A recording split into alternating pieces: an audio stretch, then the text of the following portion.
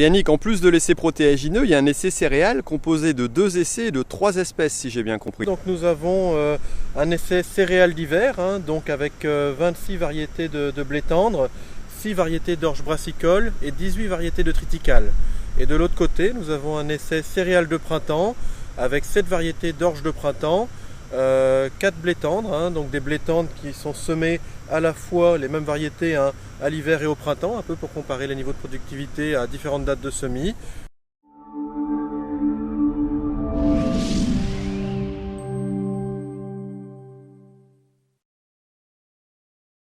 Globalement, pourquoi est-ce qu'on met en place ces essais? C'est vraiment pour vérifier sur un plan agronomique les résistances des différentes variétés aux maladies, à l'averse, bien sûr les niveaux de productivité, les rendements de chacune de ces différentes variétés, et puis également, ce qui est très important dans la culture biologique, le pouvoir couvrant de ces différentes variétés, parce qu'on sait que plus une variété aura un port étalé, meilleur sera son pouvoir couvrant et moins on aura de mauvaises herbes dans les modalités. Alors on a un essai orge de printemps avec 7 variétés d'orge brassicole. Donc pourquoi est-ce qu'on a mis ça en place? C'est la première année qu'on teste des orges de printemps brassicole. C'est parce qu'on a un producteur sur la Rajoie qui souhaite faire de la bière biologique. Et pour faire cette bière biologique, il a besoin de malt et il voudrait connaître un petit peu quelles sont les variétés les plus adaptées. Chaque modalité va être récoltée, chaque modalité sera maltée, puis on verra derrière quelles sont les variétés qui permettent de faire la meilleure bière possible. On se retrouve ici donc devant l'essai orge, et tu peux m'expliquer un peu la composition de l'essai? Alors ici donc un essai espèce de printemps, parce qu'il n'y a pas que de l'orge, il y a aussi des blés de printemps. D'accord, parce qu'on retrouve une culture de printemps donc. En fait il y a des variétés, il y a 4 variétés de blés qui ont été implantées donc en début novembre et qui ont été également implantées ici au printemps. Donc l'idée c'est vraiment de voir pour la même variété, est-ce qu'elle est plus productive quand elle est semée à l'automne ou est-ce qu'elle est plus productive quand elle est semée au printemps. Certaines années on est parfois assez surpris que le printemps se défend également relativement bien. Et donc voilà, donc les 4 variétés de blé de printemps que l'on retrouve ici dispersées. Et puis majoritairement quand même cet essai ici c'est quand même de l'orge de printemps, avec 7 variétés, répétées 3 fois comme vous pouvez le voir. Et donc 7 variétés, et puis il y a une variété sur laquelle on a testé la densité, donc densité normale, densité faible et densité forte, et puis une modalité également où on a surfertilisé 60 unités d'azote organique de plus. Voilà. D'accord. Mais donc un essai orge de printemps qui est plutôt réussi, relativement propre. Il n'y a eu qu'un seul passage de RC tri. Alors c'est vrai que la RC tri, on va dire, on l'a également passé sur les blés. Il semblerait que ça a été un peu plus agressif sur les blés. Ça a été un peu plus chatouillé. Alors vous voyez tout de suite, on voit bien la différence entre une orge et un blé. C'est vrai que le blé a quand même un pouvoir moins couvrant, donc il se salit quand même plus que l'orge qui reste quand même relativement propre. Ok.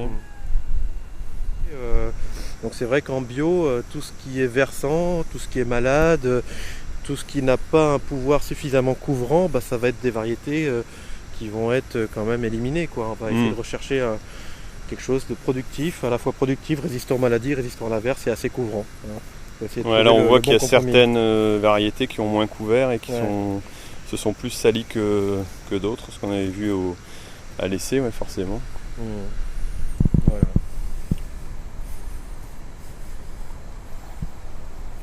Bon, après il faut mentionner aussi que cette année en bio on a quand même eu sur le début de l'essai ici une attaque de pucerons, donc c'est vrai que on a eu un peu de jaunisse, donc forcément des blés nanifiés qui ont aussi laissé plus de place aux mauvaises herbes.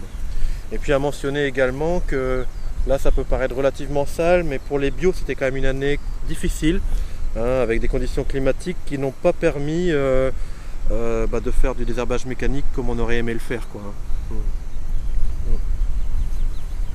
Alors ce qui peut être intéressant d'aller voir aussi, c'est un peu plus loin là, on a des variétés de blé anciens, 4 variétés de blé anciens, c'est des blés des années 30, il y en a 4, Aloda, Bon Moulin, Datel et Kidam Rouge. Donc c'est des blés qui ont des niveaux de productivité un peu inférieurs aux blés d'aujourd'hui, Mais par contre, en termes de qualité de la protéine, disons que c'est des protéines de bien meilleure qualité pour faire le pain. On n'a pas les problématiques de trop riche en gluten, etc. Ça, pour faire du pain de qualité, c'est vrai que c'est relativement recherché. Avec par contre un inconvénient, c'est vrai que la variété parfaite n'existe pas, c'est que c'est des variétés qui sont quand même beaucoup plus hautes, comme vous pouvez le voir. Ici c'est pas trop le cas, mais on a dans les autres blocs là-bas, il y en a certaines qui ont eu tendance à verser. Alors ici on a la première partie donc en orge. Ça c'est de l'orge brassicole d'hiver, l'orge brassicole d'hiver. D'accord. Voilà. Quelques coquelicots, mais dans l'ensemble c'est relativement propre, parce que l'orge est une culture très étouffante et c'est vrai qu'elle laisse pas beaucoup de place aux mauvaises herbes. D'accord.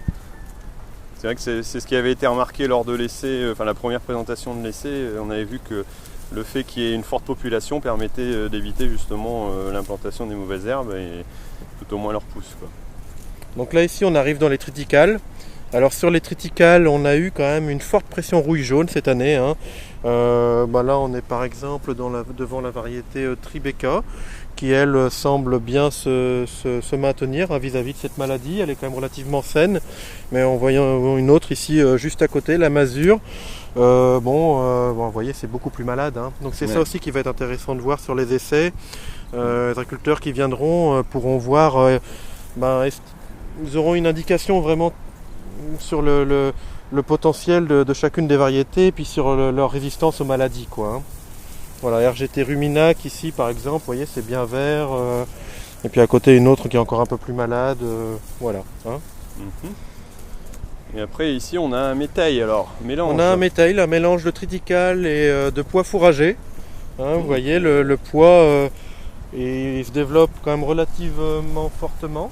Alors là, il commence à courir au-dessus pour voir du la triticale. taille un peu, c'est assez impressionnant, c'est vraiment haut.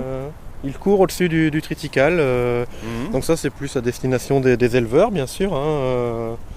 Mais voilà, quelque chose que l'on retrouve régulièrement en bio, et il y a beaucoup d'agriculteurs bio, les éleveurs qui produisent du métail. Alors le métail il peut être ensilé. Certaines années on a des gros développements végétatifs, si on craint l'averse on va pouvoir éventuellement l'ensiler, mais si ça se passe bien on peut essayer d'aller jusqu'à une récolte en grains. D'accord. On arrive à la conclusion de cette vidéo, j'espère que vous l'avez trouvée intéressante. Si vous voulez voir la première vidéo tour de plaine dans laquelle étaient présentés les essais donc au printemps, vous pouvez la regarder en cliquant ici sur la vidéo qui est présentée. Et puis il va y avoir aussi sûrement une autre vidéo, comme je vous l'avais dit, qui présentera les résultats, mais ça ce sera plutôt cet automne. Bon écoutez, je vous laisse, je vous dis à bientôt sur Agriculteur Bio, et puis n'hésitez pas donc à partager, à commenter, et puis à mettre un petit j'aime, ça me fera plaisir. Allez, salut, à bientôt.